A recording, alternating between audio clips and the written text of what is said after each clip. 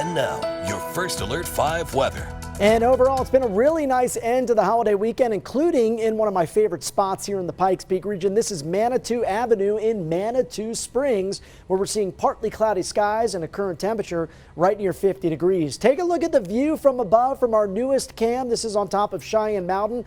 Now, by Wednesday morning, this area could be covered at as much as 4 to 6 inches of snow. Highest amounts locally, they're going to fall up towards the Palmer Divide, extending into northeastern parts of the Centennial State.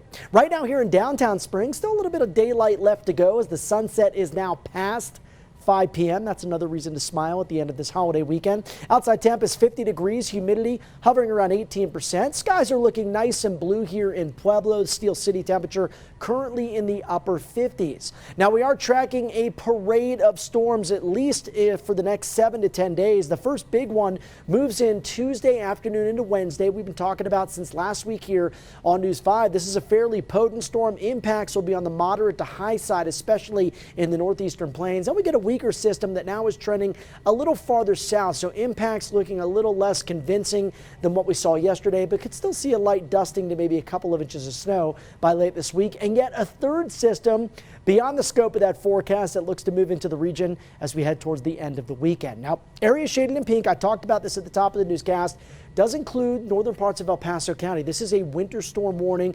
I want you to take this very seriously. Generally, we're going to see some big hazardous road conditions out there. Snow and blinding snow could reduce visibility down to under a quarter of a mile at times. There could be quite a bit of snow, especially north of the Palmer Divide. Some of those areas may collect as much as 5 to 10 inches, isolated amounts up over a foot, even out towards eastern parts of the Denver metro. Now for us locally, I think we'll see some snow showers begin to develop in Teller County by early to mid-afternoon. Snow forms locally in the PPR after 4 o'clock. Tuesday night, that's when we'll see periods of heavy snow with the biggest impacts up across the Palmer Divide region, and then it will be windy with continued snow showers on Wednesday. Travel impacts include some road and school closures, again, especially along and north of the Palmer Divide.